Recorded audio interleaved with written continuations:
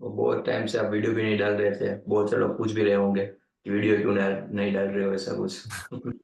हाँ, काफ़ी इधर उधर की चीज़ों में भी मैं एंगेज्ड हूँ, तो channel, but I am creating a new channel, तो उसको थोड़ा बेस से शुरू करेंगे। I will let everyone know. Okay, वो भी चैनल मतलब इसी के ऊपर होगी, स्पिरिचुअलिटी के ऊपर? हाँ, एंड नॉट जस्ट स्पिरिचुअलिटी, मतलब bunch of other topics as well, जो कहीं ना कहीं कनेक्टेड है स्पिरिचुअलिटी से, but okay, important. Okay, okay. Right. So I want to ask you a few question. जैसे नॉर्मली स्पिरिचुअलिटी में अलग अलग टाइमिंग होते हैं। सपोज कोई स्टार्ट करता है तो उनकी जो थिंकिंग होती है, उनकी जो अंडरस्टैंडिंग होती है वो डिफरेंट होती है। कुछ टाइम के बाद वो हम्म। चेंज होती है, ऑब्वियसली 10 साल 20 साल जब वो स्पेंड करते हैं तो उनकी अंडरस्टैंडिंग डेवलप होती रहती है।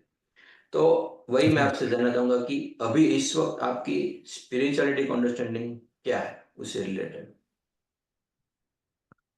So before starting the discussion, आप अगर परमिशन दे तो मैं एक छोटा सा इन्वोकेशन करना चाहता हूँ। बिल्कुल, बिल्कुल। ओम अहम निर्विकल्पो निराकार रूपो विभुत्वाच सर्वत्र सर्वेन्द्रियाणाम् न चासंगतं नैव मुक्तिर्न मेय चिदानन्दरूपः शिवोऽहं शिवोऽहम्। ओके, तो you asked about different understanding and different levels of spirituality. देखिए, not just different understanding, but हर एक पाथ के अनुसार एक लेवल ऑफ अंडरस्टैंडिंग होती है। बिल्कुल, बिल्कुल। कोई किसी पाथ पे चल रहा है अध्यात्म के, कोई किसी पाथ पे चल रहा है। कोई लेट्स से योग का अभ्यास करता है, तो योग में आप देखो, अष्टांग योग में 8 लेवल्स ऑफ योग बताए गए हैं: यम, नियम, आसन, प्राणायाम, प्रत्याहार, धारणा, ध्यान, समाधि। तो कोई किसी लेवल पे हो सकता है, कोई कहीं हो सकता है। अगर आप लेट्स से देवता उपासना या किसी डिफरेंट तांत्रिक मार्ग में जाओगे, उसमें अलग पाथ है, उसमें अलग लीड वो है।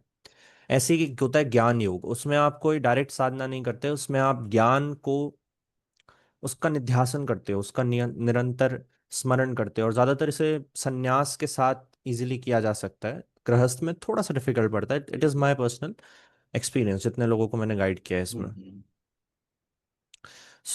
मैं कहाँ पे आता हूँ? Okay, so I will not go in to the specific details of my sadhana etc, but मैं एक चीज शेयर करता हूँ आपसे, जो थोड़ा सा मेरे पाथ का आपको आइडिया होगा। एक चीज मैंने जो समझी है वो ये है कि पहले मैं, जैसे आपने पिछली बार पॉडकास्ट में भी पूछा था, एंड आप उस पे भी, पॉडकास्ट से पहले भी पूछ रहे थे, sound of silence etc and all that चीज़ है। तो यस, मैं यस। पहले केवल जो है ना उस ज्ञान मार्ग में था, मैं साधना करता था फॉर सम ये, लेकिन बहुत ज़्यादा मैं ज्ञान पाथ पे ही था। मतलब I was use to understand की नेचर ऑफ रियलिटी क्या है और ये वो, नॉट मच इन एप्लीकेशन या साधना में नहीं था, सिर्फ फिलोसफी में इंटरेस्ट था, टू बी स्पेसिफिक।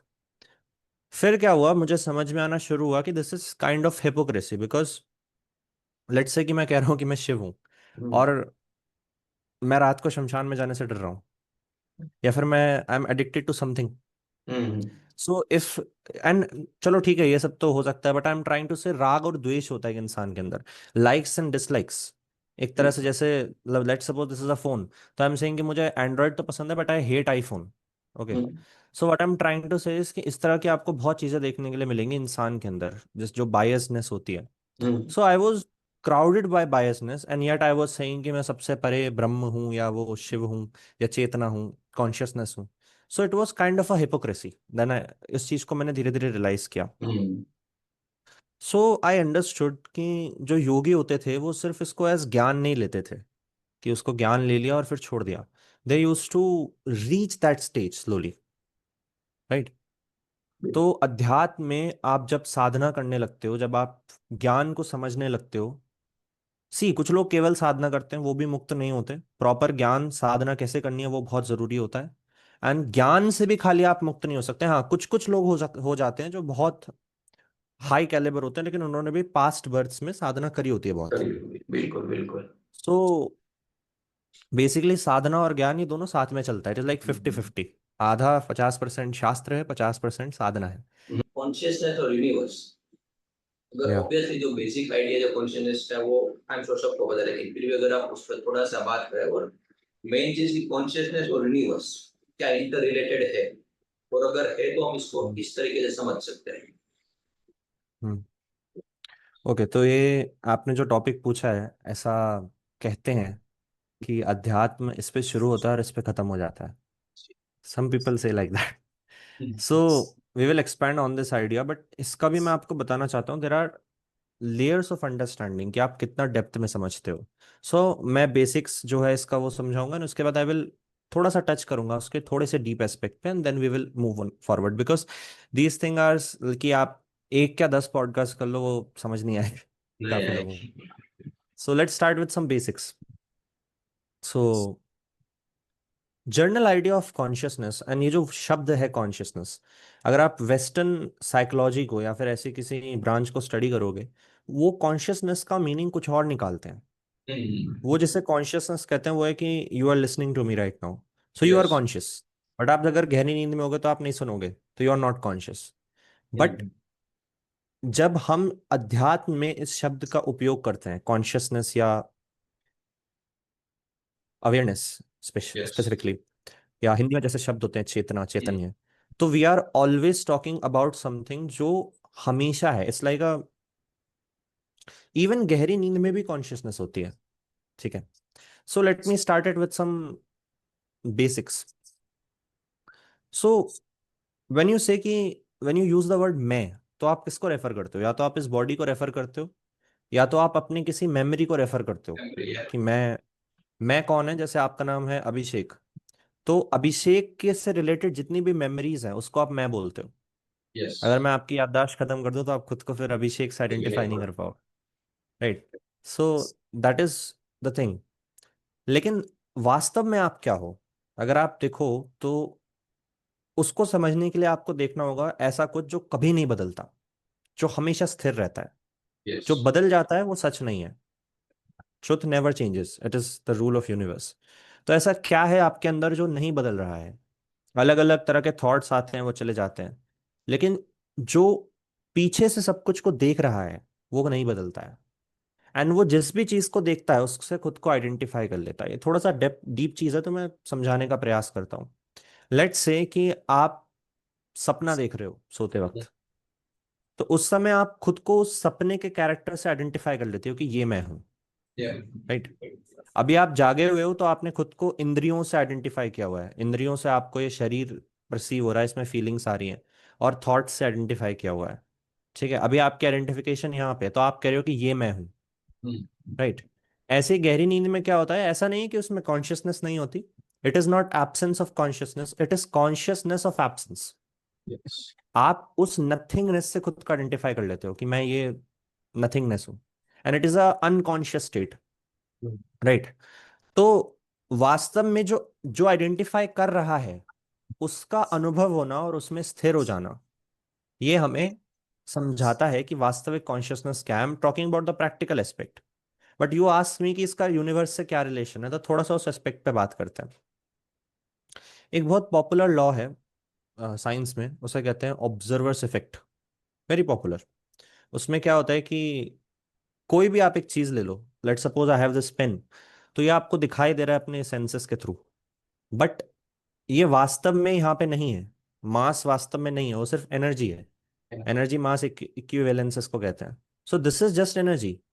अब क्या हो रहा है कि एक वाइब्रेशन है, एनर्जी क्या होता है, वाइब्रेशन फ्रीक्वेंसी की फॉर्म में। सो it is going through one of my sense organs, and उसके बाद ब्रेन उसको एक पिक्चर के फॉर्म में इमेजिन कर रहा है, मतलब इसको क्रिएट कर रहा है, and then we are witnessing that through that, right? जैसे अगर आप लाल रंग का चश्मा लगा लो तो पूरी दुनिया लाल दिखाई देगी। सिमिलरली आपने ये सेंसेस को डाला हुआ है अपने ऊपर, जिससे वो एक पर्टिकुलर तरीके से आपको दिखाई दे रहा है, सुनाई दे रहा है। ये जितने भी इसको कहते हैं रूप, रस, गंध, स्पर्श और ध्वनि, ये पांच होते हैं। लेट सपोज आप इसको टच नहीं कर सकते, आप इसकी स्मेल नहीं ले सकते, आप इसे देख नहीं सकते, ना आप इसको सुन सकते हो, और ना आप इसको टेस्ट कर सकते हो, तो ये आपके लिए एग्जिस्ट ही नहीं करेगा, नहीं करे। राइट? तो दिस इज वॉट, जिससे पूरा संसार बना हुआ है। और ये पांचों कौन प्रोड्यूस करता है? हमारी अपनी इंद्रियां प्रोड्यूस करती हैं। So you have to understand this, कि वास्तव में जो संसार है ये कॉन्शियसनेस ही क्रिएट कर रही है। एंड इट इज नॉट कि बिग बैंग हुआ था तब क्रिएट कर दिया उसके बाद बस। That is also theory, I okay, उसमें किसी और दिन जाएंगे। बट अगर मैं लिटरली बताऊं तो शास्त्र के अनुसार अगर आप ध्यान से देखो तो संसार का कभी क्रिएशन नहीं हुआ है। It is happening right now when you are seeing something that is created at that moment. जब आपकी चेतना वहां पे रुकी हुई है तो दैट इज सस्टेन्ड। एंड जब आप वहां से अपने ध्यान को हटा लोगे that will that will not destroy, ऐसा नहीं कि खत्म हो जाएगा, it will go again in that निराकार consciousness, like that we define it like that. तो ये जो यूनिवर्स है, ये जो संसार है, ये वास्तव में आप ही की चेतना है। आप ही की चेतना ने खुद को ये रूप दिया हुआ है, ठीक है। बट योग और साधना में हम अपने एक पर्टिकुलर एस्पेक्ट के ऊपर पहले ज्यादा ध्यान देते हैं, that is our conscious aspect, witness करने वाला एस्पेक्ट जो हर चीज से अनटच्ड है, डिटैच्ड है और पीछे से सब कुछ को देख रहा है। इन सांख्य वी कॉल इट पुरुष, पुरुष तत्व। पुरुष एंड प्रकृति आर देयर, सो प्रकृति इज एवरीथिंग। एवरीथिंग, आपका थॉट्स, आपके मेमोरीज, आपका पूरा संसार, आपका सब कुछ प्रकृति में आएगा। लेकिन मतलब इवन द थ्री गुण जो होते हैं, यूनिवर्स। हाँ सब कुछ, sattva rajas tamas, they are three qualities, everything comes in prakriti. लेकिन उसके पीछे से जो सब कुछ को एक तरीके से ऑल सीइंग आई जिसको आप कह सकते हो, ट्रांसेंडेंटल या बियॉन्ड, जो उससे डिटैच्ड है और सब कुछ को देख रहा है, that is consciousness, that we call as purusha tattva, right. और आपने जो तो इस कहा तरीके से या कि स्लीप से रिलेटेड हुआ, पर मुझे क्वेश्चन था, स्लीप या में भी मतलब हम कॉन्शियस होते हैं या नहीं होते? तो उस स्टैंडपॉइंट पे देखे, हम सपोज ड्रीम कोई कर रहा है, किसी को कुछ अपना रहा है, तो उसे वो फील हो रहा है कि मैं कॉन्शियस हूँ, बट अगेन उसको वो उस टाइम पे ड्रीम में तो वो सोचेगा नहीं मैं कॉन्शियस हूँ। जब वो जगता है सुबह, तब उसको रियलाइज होता है कि मैं उसको कॉन्शियस था। तो आप कह सकते हो कि वहां पर गैप नजर आता है हमें कॉन्शियसनेस में, सोने से पहले और जागने के बाद। तो वहां पर उसे ये तो पता चलेगा कि मैं, मतलब वो मेमोरी से बोलेगा कि मैं कॉन्शियस था वहां पर। हम्म बट जब उसका एक्सपीरियंस की बात आएगी तो वो आई डोंट थिंक ऐसा बोल पाएगा या नहीं बोल पाएगा। वो मैं आपसे जानना चाहता हूँ कि स्लीप में हम्म एक्सपीरियंस से तो कभी बोल ही नहीं पाएगा कि मैं कॉन्शियस हूँ। But on the basis of memory, या जब वो सुबह जगता है तब उसे पता चलेगा कि मैं सोया था और मैं जगह इसी जगह पर। ऑब्वियसली फिर वहां पर हम कहते थे कॉमन सेंस का यूज करना पड़ेगा कि ऑब्वियसली मैं यहीं पर सोया था और यहीं पर जगा हूँ, तो मतलब मैं यहीं पर था 2-3 घंटे या फिर 5-6 घंटे जो भी था। या तब आई एम हम गेटिंग मेमोरी से योर कहते हैं क्वेश्चन या। कि मैं यहाँ पर कॉन्शियस था। Okay, so first of all इस क्वेश्चन को दो पार्ट्स में मैं तोड़ता हूँ। हम्म, फर्स्ट पार्ट को पहले मैं कवर करता हूँ थोड़ा सा। सी, देर आर टू थिंग्स। पहला है आपने किसी चीज का अनुभव किया या आप किसी चीज के प्रति कॉन्शियस हुए, एंड सेकंड है आपने उस पर कुछ रिएक्ट किया। Hmm, so the reaction which is coming up, it is coming up from mind. right? Consciousness is not reacting in that way. हालांकि ये थोड़ा सा अंडरस्टैंडिंग के लिए I am keeping it at that level, वरना depth में जाएंगे तो there are lot of things. तो अंडरस्टैंडिंग के लिए इसको यहाँ तक रखते हैं कि let's say there is one rude example coming in my mind. अगर आपको कोई आके बहुत गंदी गालियां देता है तो आप क्या, आप आपके पास चॉइस है कि आप उसको सुनते रहो ऐसे ही पत्थर की तरह खड़े होके, या फिर आप जाके झगड़ा करो, whatever you react something और डू समथिंग। तो इट इज लाइक दैट। जब आप गहरी नींद में हो and if you are conscious, I will talk about this also, if you are properly conscious you will know कि मुझे कोई वो जो नींद थी उसमें मुझे कोई सपना नहीं आया था। या फिर व्हेन आई आस्क यू कि कैसी नींद आई, तो आप कहते हैं बहुत अच्छी नींद आई। तो that is a reaction. But वो बहुत अच्छी नींद का अनुभव कौन कर रहा था?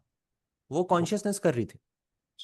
Yes, yes, okay, so mind is more of a reaction, it is like a process, and इसी वजह से ये पास्ट पे डिपेंडेंट है।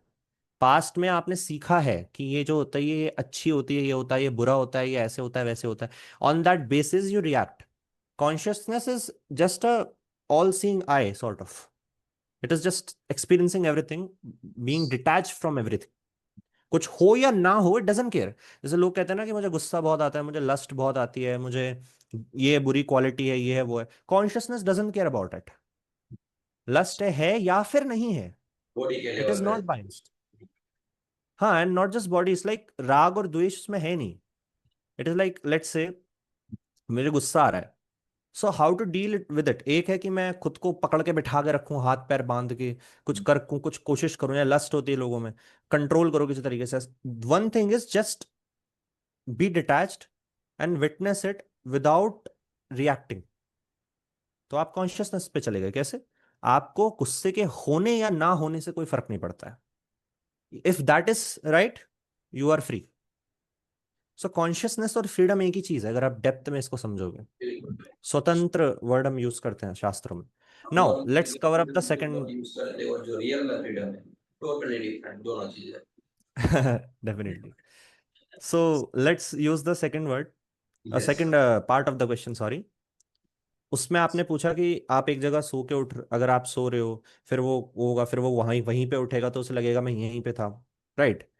तो इसलिए शास्त्रों में हम जब कॉन्शियसनेस को डिफाइन करते हैं, हम हमेशा एक एग्जाम्पल लेते हैं, ब्रह्म सत्य जगत मिथ्या, कि जो चेतना है वो सत्य है और जगत मिथ्या है, for the sake of understanding उस पर्टिकुलर लेवल की। तो अगर आप इस एंगल से देखोगे तो अभी आप जो जिस अवस्था में हो ये भी एक स्वप्न ही है। ऐसा नहीं है कि आप किसी स्वप्न से उठ के कहीं और आ गए हो। इट इज जस्ट लाइक कि ये स्वप्न जैसा क्यों नहीं लगता, पहला तो ब्लरी ब्लरी सा फील नहीं होता, एंड दूसरा ये कंटिन्यूड प्रोसेस है कि यहाँ पे मैं सो गया था, उसके बाद जाग के फिर मैं वहीं से कंटिन्यू कर रहा हूँ अपनी लाइफ को। ठीक है, and it feels more natural. Natural in the sense कि सेंसेस के जो एक्सपीरियंस है वो थोड़े से डीप होते हैं, बट स्वप्न में भी ये सब कुछ पॉसिबल होता है। तो अगर मैं आपको थोड़ा सा डीप में समझाऊं ना ऐसे, तो चेतना को हम स्पेस और टाइम में नहीं देखते हैं, it is beyond space and time. How I am saying this is because let's say let's say you have no memory of past, absolutely no memory.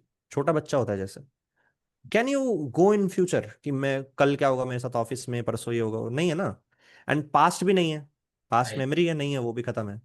Okay, but still you will सी कि हाँ कोई बुढ़ा हो रहा है, वो तो एक एक्सपीरियंस है, सामने दिखाई दे रहा है। बट जब मैं कह रहा हूँ कि सत्य का मतलब है जो चेंज ही नहीं हो रहा है, if there is no change, how will you define time? है ही नहीं ना टाइम तो वहां पे। के लिए भी कुछ सोचना पड़ेगा। हाँ, पास्ट या फ्यूचर से कुछ ना कुछ रिलेशन रखना पड़ेगा, तभी हम टाइम को डिफाइन करेंगे। प्रेजेंट में ही हम कुछ एक्सपीरियंस कर रहे हैं तब तो बिल्कुल। आपको पता है इसके लिए एक संस्कृत में शब्द होता है समय के लिए, उसको लोग कहते हैं काल। तुम्हारा काल आ गया। बट काल also means death in Sanskrit. So देख से कि time and death are same thing. How? Something is dying, that is present. उसके बाद जिसका जो नया पैदा हुआ दैट इज फ्यूचर, एंड जो मर चुका है वो पास्ट है, वो भूत है। इसलिए जो वर्ड है भूत, ये हम मरे हुए के लिए भी यूज करते हैं और भूतकाल के लिए भी यूज करते हैं, that is the same thing. Same. तो time is nothing but just a change, something is dying and something new is creating. एक पुराना शरीर बच्चे वाला आपका धीरे धीरे खत्म हो रहा है, जवान शरीर आ रहा है, फिर बूढ़ा हो गया। What is this? बस एक चेंज है, बदलाव है। बट जब हम चेतना की बात करते हैं there is absolutely no change. वो पूरी तरह से स्थिर है अपने स्वभाव में, पूरी तरह से। It is absolutely changeless. इसलिए उसको हम शब्द यूज करते हैं निष्क्रिय। निष्क्रिय ब्रह्म या फिर चेंजलेस कॉन्शियसनेस। ठीक है, it is absolutely like that, completely stable. Stillness जिसको कहते हैं। जब आप शास्त्रों की गहराई में जाओगे आप देखोगे दो ही एस्पेक्ट हैं, जो जितने भी देवता होते हैं हमारे उनमें दो एस्पेक्ट होते हैं। One is absolutely unshakable sort of, अक्षोभ्य जिसको कहते हैं, जैसे भगवान कृष्ण है। युद्ध भूमि हो कुछ भी हो, is just standing and smiling, कोई फर्क नहीं पड़ता बाहर कुछ भी हो रहा है, sort of detached and absolutely still. ठीक है, जैसे किसी के सामने कोई डाकू वाकू आ जाए, उसके यहाँ पे चाकू रख दे, गोली रख दे, इतने में लोग डर जाएंगे। वो बिल्कुल युद्ध भूमि के बीच में खड़े होकर हंस रहे हैं, कोई दिक्कत नहीं। सिमिलरली भगवान शिव कुछ भी है, अपना समाधि में है, कोई फर्क नहीं पड़ता। सो it is more of a detach state. And one is शक्ति तत्व, दैट इज एब्सोल्युटली डायनामिक। वहां पे स्टिलनेस नहीं है, it is absolutely dynamic. But we will not go into it much for now. तो when we talk about that stillness, that is beyond time. And if something is beyond time, that is available every time, obviously. right? Right. ऐसे अगर if something is beyond space, that is everywhere, ऐसी कोई जगह नहीं है जहां पे वो नहीं है, तभी वो बियॉन्ड स्पेस हो सकता है ना। इफ आई विल से कि this person sits here but he is beyond space, ऐसा नहीं हो सकता, वरना वो यहीं पे है ना, स्पेस की लिमिटेशन आ गई। So when we define chetna like this, so it encompasses all the creation, सब कुछ आ जाता है उसमें। टाइम के परे है वो, स्पेस के परे है, तो it is detach from everything, and वो सब कुछ में है। It is defined like that. तो जब आप स्वप्न की अवस्था में जा रहे हो, तो चेतना के स्तर पे कोई चेंज नहीं आ रहा, it is just identifying itself. वो खुद को बस आइडेंटिफाई कर लेता है गलत अंडरस्टैंडिंग से। ऐसा, अगर आप योग सूत्र पढ़ोगे, पतंजलि योग सूत्र, उसमें समझा है कि चेतना को जिस भी चीज का अनुभव हो रहा है, वो उससे, पुरुष को जिस भी चीज का हो रहा है, वो उसी को अपना स्वयं समझ लेता है कि ये मैं हूं। It happens like that. So जब आप हर चीज को कॉन्शियस रह के विटनेस करोगे, धीरे धीरे धीरे धीरे धीरे धीरे आप अपने वास्तविक स्वयं में, यू नो, उसको समझ पाओगे। This is the thing. And इस पाथ को, पर्टिकुलर पाथ को जिसमें आप केवल विटनेस करते हो, उसे कहते हैं विपासना, मोर और लेस। गौतम बुद्ध इससे, यस। गौतम बुद्ध का ये दिया हुआ पाथ है। So this is how you define चेतना या कॉन्शियसनेस। बहुत बहुत ही ब्यूटीफुली एक्सप्लेन किया। और मेरा जो एक और क्वेश्चन है, लास्ट क्वेश्चन, की नॉर्मल लोगों को कंफ्यूजन होता है रिबर्थ के कॉन्सेप्ट में। मतलब कि ओके। नॉर्मली बचपन से सुनते आ रहे हैं कि रिबर्थ आपको, मतलब आपको अलग अलग बर्थ मिलते ही रहते हैं, भी या ह्यूमन में हो, कोई एनिमल्स या फिर कोई भी आपको रिबर्थ मिल जाए। या अब मेरा क्वेश्चन ये है कि क्या ये सच है? तो इसके ऊपर भी बहुत सारे आई थिंक बुक्स, किताबें लिखी गई है।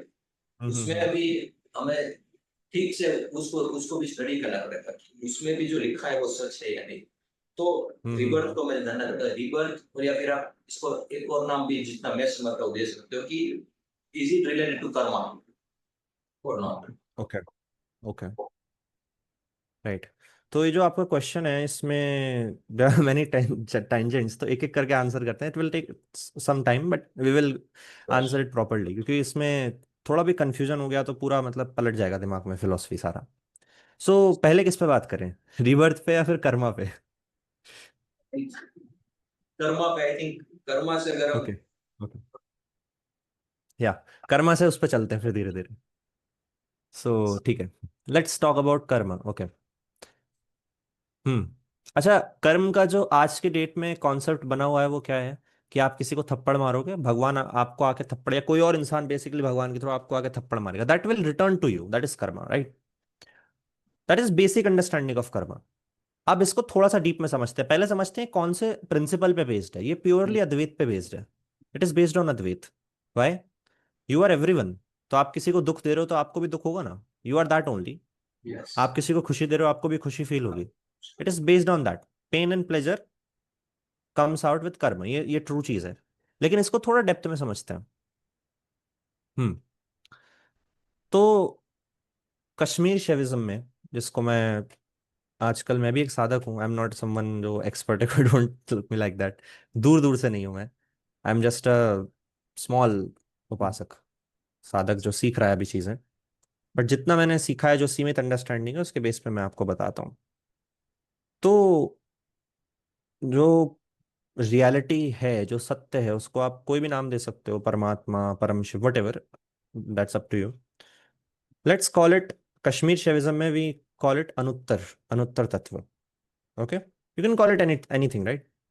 तो उस रियलिटी में जब एक डिससेटिस्फैक्शन क्रिएट होता है, ये सबसे पहली चीज है। Even before the universe comes into existence, it is written कि पहले उसमें एक डिससेटिस्फैक्शन आता है कि I am not complete in my self. ये भ्रम है, पहला भ्रम होता है उसके अंदर, illusion. I am not complete in my self, इसे आर्नमल कहते हैं। उसके बाद जब आप, and I will explain it not very deeply, बहुत डिटेल है, मैं नहीं जाऊंगा उसमें, I will fast forward to karma. Okay. So जब आप डिससेटिस्फाइड हो तो आपको कुछ और चाहिए खुद को सेटिस्फाई करने के लिए, बट आप तो अद्वैत हो, तो आपके अलावा कुछ है ही नहीं। तो देन कम्स अप माया तत्व, विच इज मय्यमल, कि देर is something different from me. तभी तो मैं खुद को फुलफिल कर सकता हूँ ना, जब कुछ और अलग होगा। एंड वेन, उस माया के अंदर भी बहुत डाइवर्सिटी है, ठीक है, बिकॉज मल्टीसिप्लिटी इज देयर। सो ये पेन है, ये पर्स है, या कुछ और है, कोई गाड़ी है, कोई इंसान है, कोई एक्टिविटी है जिससे आप घृणा भी करते हो कि इससे दूर जाना है मुझे। तो आप क्या करने की कोशिश कर रहे हो जब आप किसी चीज को पाने की या किसी चीज को हटाने की कोशिश कर रहे हो? आप खुद को पूर्ण करने की कोशिश कर रहे हो। वो गाड़ी मिल जाएगी तो मैं पूरा हो जाऊंगा, या फिर ये इंसान बहुत बुरा है, अगर ये मेरी जिंदगी से चला जाए तो मैं पूरा हो जाऊंगा। So what you are trying to do is cause a change for your own fulfilment, because you are dissatisfied. और इसी को कहते हैं कर्ममल। This is karma. ओके।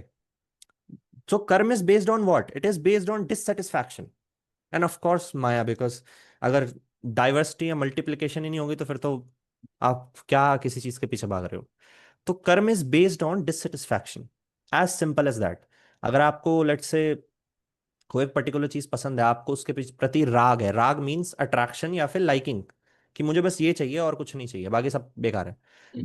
जैसे एक बेसिक एग्जांपल लेते हैं, लोगों को अपने जीवन में सुख तो बहुत चाहिए, दुख नहीं चाहिए उन्हें।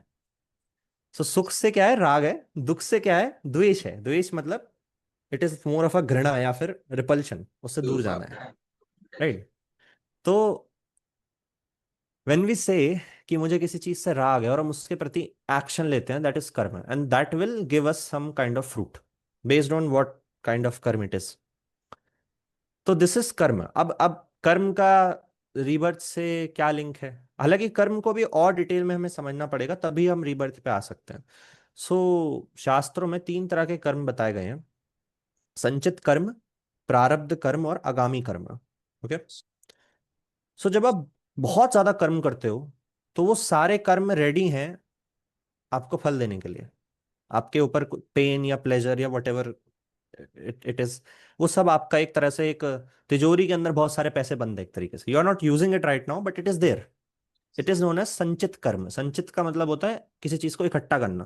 होता है ना, संचित धन तुम्हारे पास कितना है, ऐसे करके। दैट इज संचित कर्म, यानी इकट्ठा किया हुआ जो आपका कर्म है। Then there is something something known as prarabdh karma. प्रारब्ध वर्ड को ही कुछ लोग डेस्टिनी बोलते हैं, सम रूट ट्रांसलेशन। बट मैं कहना चाहता हूं कि इसी का अर्थ होता है आपका जो कर्म अभी एक्टिव है, अभी आपको क्या मिल रहा है, अभी आप कहाँ जॉब कर रहे हो, अभी आपको कितना खाना मिलेगा, अभी आप कितना सुख मिलेगा, कितना दुख मिलेगा, everything is based on prarabdh कर्म, that is based on prarabdh karma. Then there is third type of karma which is आगामी कर्म। वो कर्म होता है जो आप अभी कर रहे हो, अभी एक्यूमुलेट कर रहे हो। तो उसका वो पीछे लाइन में जाके लग रहा है, बहुत टाइम है उसको भी फलित होने में। ठीक है। व्हेन वी से कि लेट्स से एक इंसान ने 1 लाख कर्म किए हैं, let's say, I am just taking an example, don't take literally. Okay, and एक लाइफ टाइम में केवल 1000 कर्म को भोगना ही संभव है। एंड उसमें जब वो कर्म भोगेगा, वो और कर्म भी तो करेगा, वो भी तो उसमें ही जाके लाइन में लगेगा। क्या होता है, एक टाइम के बाद बॉडी सस्टेन नहीं कर पाती है, and you die. And death का भी कर्म होता है कभी कभी। Right. When will you die, where will you die, बहुत सारी चीजें हैं इसमें।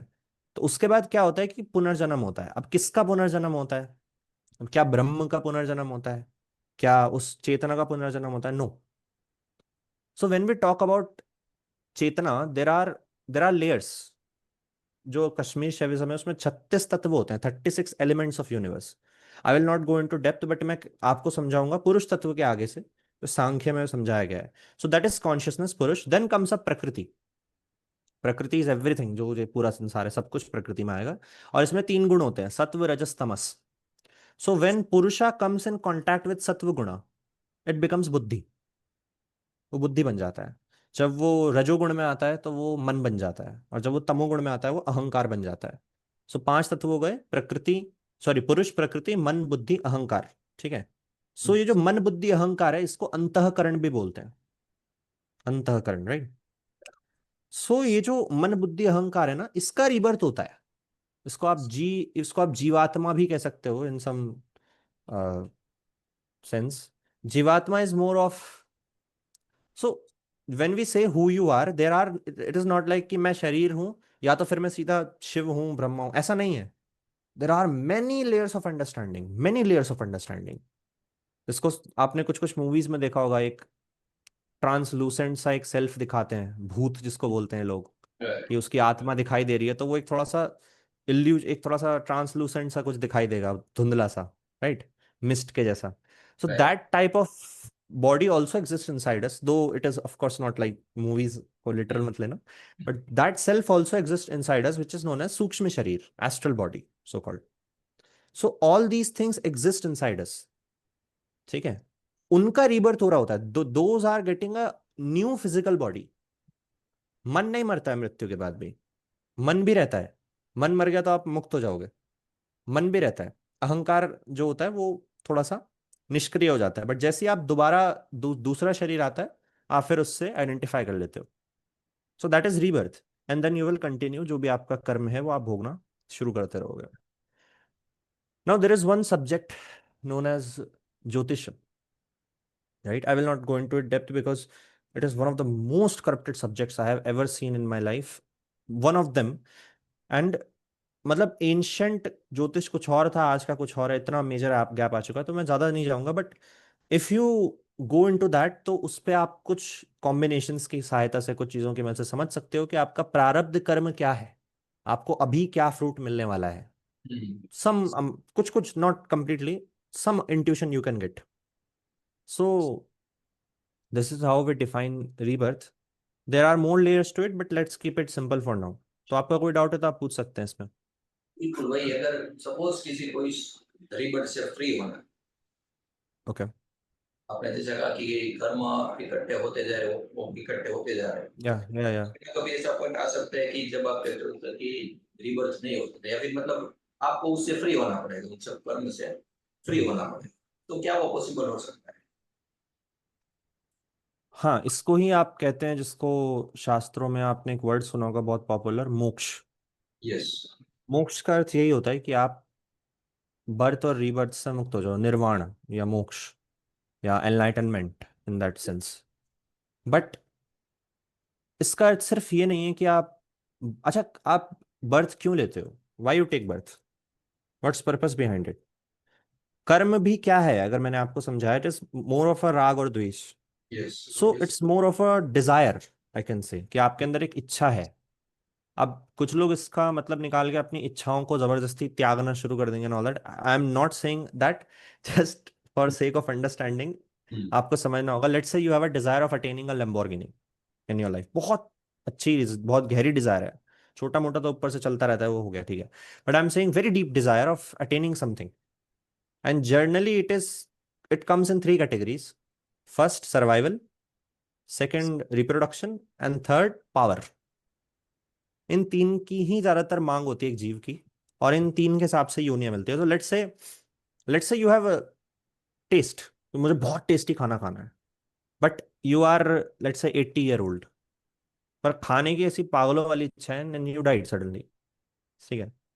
सो वो इच्छा सबसे ज्यादा अच्छे से कौन से शरीर में पूरा हो सकती है, इंसानी शरीर उतना अच्छे से पूरा नहीं कर पाएगा, but a body of dog can fulfill it very well, तो yes. You will become a dog next next birth. It happens like that. So okay. Most of the people जो मनुष्य जीवन में पशुओं वाले काम करते हैं, वो पशु ही बनते हैं फिर। What is your quality, you will become that only, as simple as that. कुछ कुछ के अंदर बहुत सात्विक क्वालिटीज होती हैं, तो उनके लिए कुछ हायर चीजें होती हैं।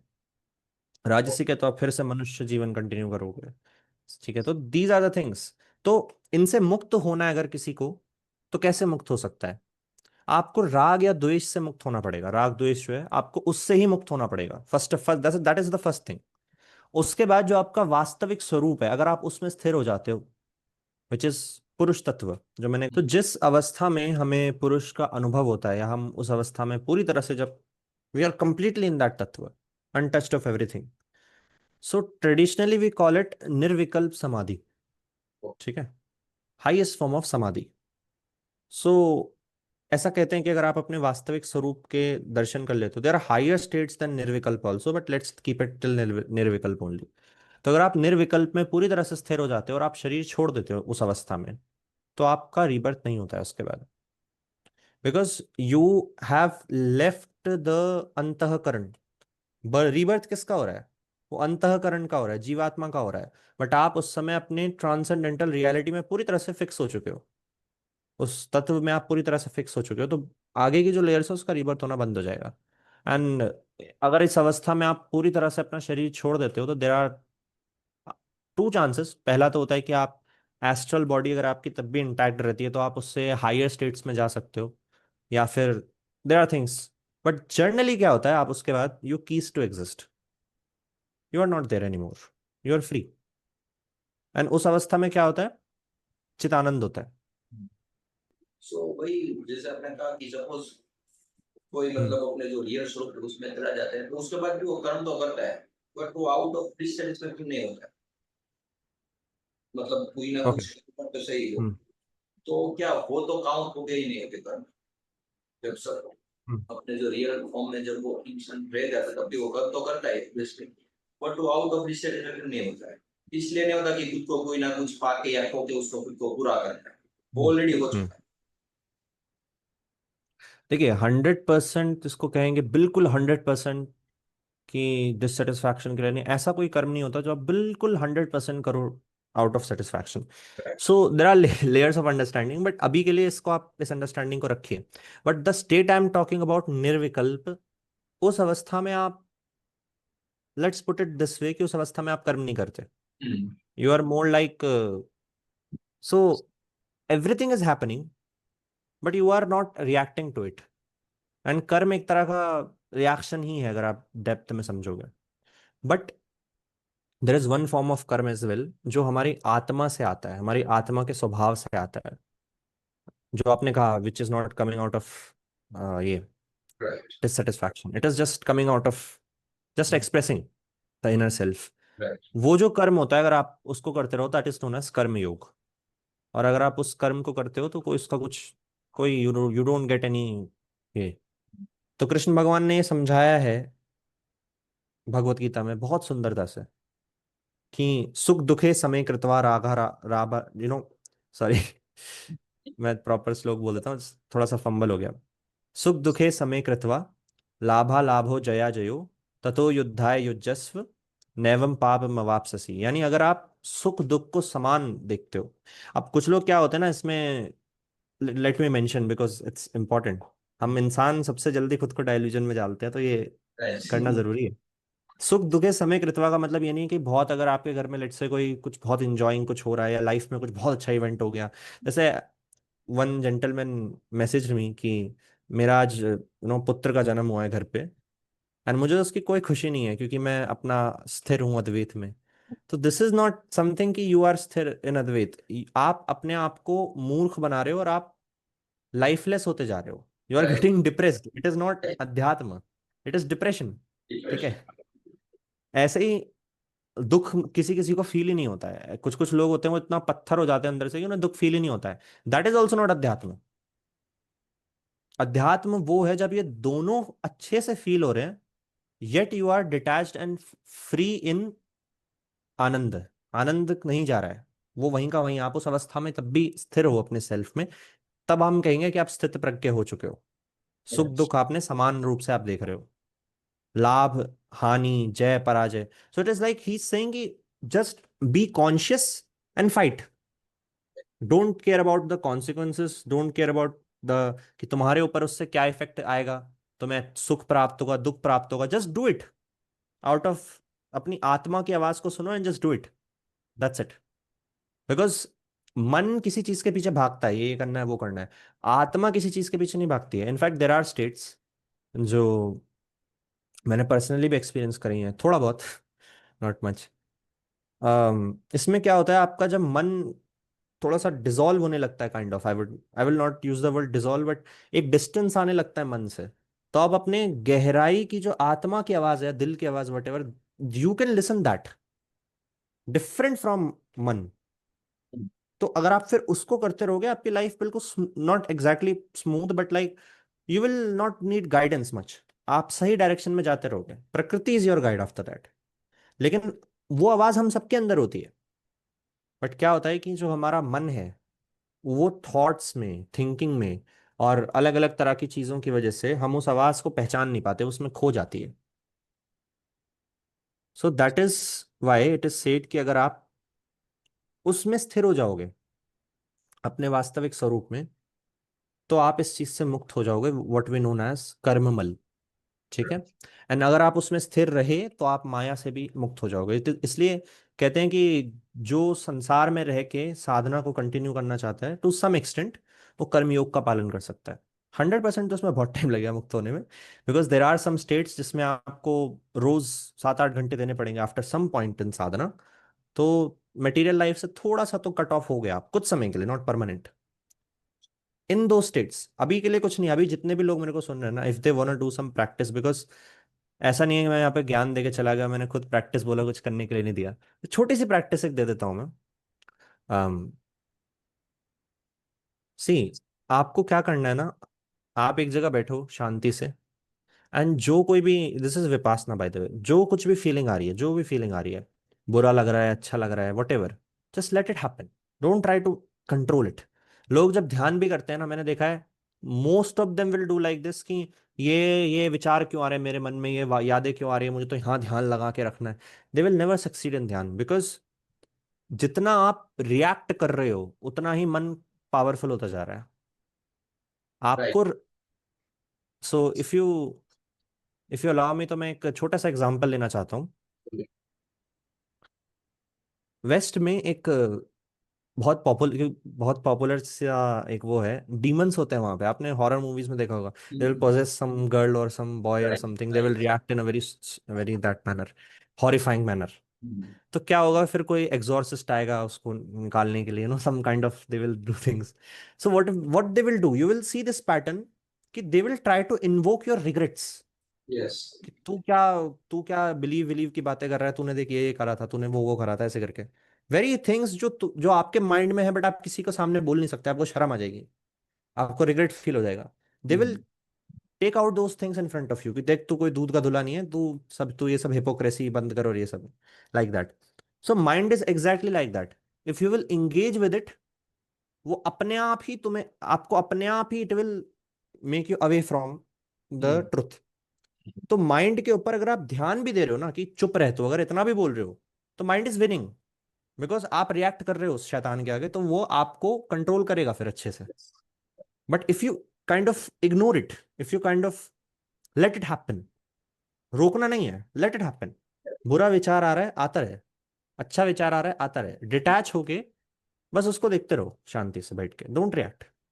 If you do this practice daily for at least 10 to 15 minutes, आने वाले 20 से 30 दिनों के अंदर अंदर आपको एक मेजर चेंज दिखाई देगा अपने अंदर कि I am getting more peaceful in life, I am getting more freedom in life. Externally तो पता नहीं, बट इंटरनली जरूर होगा। राइट। पर मेरा सो या यही क्वेश्चन है कि सपोज किसी को इन सब बातों के बारे में जानना है, सपोज अगर रिवर के बारे में बात की, तो ऐसी या कोई बुक्स हो सकती है जिसके थ्रू आप मतलब जो बेसिक से स्टार्ट करें, तो आप कोई बुक्स अगर आप रिकमेंड करना चाहो, रिबर्ट या फिर किसी भी spiritually all over related. Okay, तो सबसे पहली चीज तो मैं सबसे कहूंगा जो भी देख रहा है कि इंटरनेट से ज्ञान लेना, इंटरनेट इन द सेंस जो स्पिरिचुअल गुरुज होते हैं, there are authentic people, no doubt about that, but इधर उधर से कुछ रील में सुन लिया कि ये वो है, डोंट डू दैट, मतलब don't trust it, I would say. ठीक है आप करते रहो, लेकिन don't trust it as Sanatan, because आप ऐसे ऐसे पॉइंट्स देखोगे कि दुनिया कुछ और कहती है, शास्त्र बिल्कुल अपोजिट कह रहा है। इफ यू वांट तो मैं एक छोटा सा एग्जांपल ले सकता हूँ, but that will little deviate from the topic. No problem. तो महाभारत एक शास्त्र है जिसमें आपको ऐसी ऐसी बातें सुनने के लिए मिलेंगी, जब आप उसको रियल में देखोगे यू विल बी लाइक, ये कैसे हो गया, हाउ इट इज पॉसिबल। ठीक है, जैसे देर इज वन स्टोरी जिसमें टीवी सीरियल्स और इस समय दिखाते हैं कि Karna was very, they glorify him कि ये तो पता नहीं क्या है, अर्जुन कुछ नहीं है एंड ऑल दैट। लेकिन जब आप पढ़ोगे Mahabharata, you will see Arjuna is one of the greatest warrior, absolutely powerful warrior. And Karna को मैं ये नहीं करा कि he is negative character completely, but there are some dark aspects of him also जो कवर ही नहीं करते हैं उसमें बिल्कुल भी, टीवी सीरियल में, इस सब में। सो देर आर थिंग्स जो आप जब उसमें देखोगे you will get it more raw. And ये तो मैं कथाओं की और इतिहास की बात कर रहा हूँ। देर आर आध्यात्मिक बुक्स ऑल्सो जो आप अगर खुद पढ़ोगे तब आपको समझ में आएगा।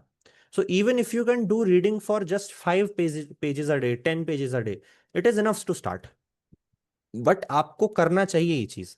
एंड आई विल से कि कोई बिगिनर है तो स्टार्ट करिए आप स्वामी विवेकानंद की बुक्स से। ही explained it in very simple language ताकि लोग उसको शुरू कर सकें।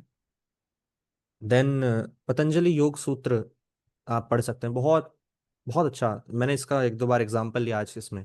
Yes. Bhagavad Gita is also there, but it is little complicated to understand for some beginners. बाकी तो उपनिषद आर देयर। एंड उसके बाद तो पूरा तांत्रिक शास्त्र है, बहुत सारे तांत्रिक शास्त्र हैं, आगम शास्त्र जिसको कहते हैं। देयर आर लॉट ऑफ शास्त्र लाइक दैट। स्पंदकरिका, विज्ञान भैरव तंत्र, तंत्र सार, बहुत सारे हैं, बट काफी संस्कृत में मिलेंगे, काफी किसी ट्रांसलेटेड मिलेंगे। तो मोर और लेस स्टार्ट करिए आप बेसिक्स से, जो है आपका योग सूत्र हो गए और वेदांत हो गया और आदि शंकराचार्य के लिखे हुए काफी चीजें हो गई। Start with that. And Swami Vivekananda ने जो किया है वो करिए आप उसको। उसके बाद आप प्रैक्टिकल एस्पेक्ट पे ज्यादा ध्यान दीजिए स्टार्टिंग में, कि मैं कैसे साधना में रेगुलर हूँ। चाहे मैं 15 मिनट करूँ, बट उसको रेगुलरली करना है। ऐसा नहीं होना चाहिए कि आज बाहर जा रहा हूँ तो आज छोड़ देता हूँ। 1-2 साल तक, उस 1 साल तक एटलीस्ट साधना को रेगुलर करो फर्स्ट ऑफ ऑल। और उसके बाद थोड़ा थोड़ा जैसे जैसे शास्त्र आ रहा है, naturally your understanding will go upwards. अगर आप डिटैच रहोगे ना हर चीज से, जो मैंने बताया, डोंट रिएक्ट टू समथिंग, तो ऑटोमेटिकली आपको गाइडेंस मिलनी शुरू हो जाएगी। अगर आप इस अभ्यास को करते हो तो आप प्रकृति से जुड़ने लग जाओगे। So this is what I want to say, कि ऐसे स्टार्ट कर सकते हैं। बाकी एक चीज मैं यहाँ पे मेंशन करना चाहता हूँ, if you are reading a shastra और anything like let's say Bhagavad Gita you are reading, always check कि आप किसका ट्रांसलेशन पढ़ रहे हो, because most of the people will not read in Sanskrit.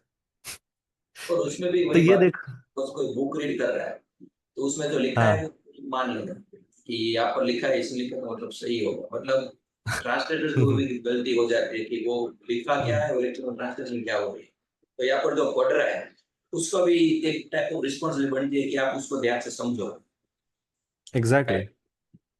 In fact there are some shastra जो मैंने मेंशन नहीं करे, जैसे पुराण होते हैं हमारे यहाँ पे बहुत सारे, एंड उसमें ऐसा नहीं है कि पूरी तरह से खराब है। There is beautiful stories, beautiful mythological चीजें भी हैं उसमें, जो सिंबॉलिक्स हैं, बहुत सारा ज्ञान भी है।